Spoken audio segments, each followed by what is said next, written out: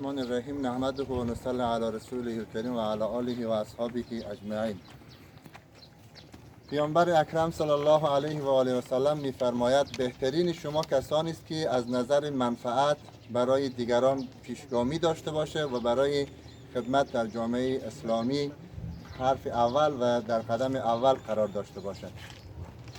از برادرانی که مقیم کشور اروپا هستند که مبلغ 1 لک افغانی برای شهدای ولایت بادغیس از طرف دفتر مرکزی حزب اسلامی برای 40 فامیل از ورثه شهدا به ما مواصلت ورزیده و آنها را اکنون برای هر کدام از ورثه شهدا توزیع میکنیم و برای آنها تسلیم میکنیم و از همه برادرانی که به این خدمت کردن تقدیر و تشکری میکنیم و خداوند برای آنها اجر و مزد و پاداش عنایت بفرماید. تشکر.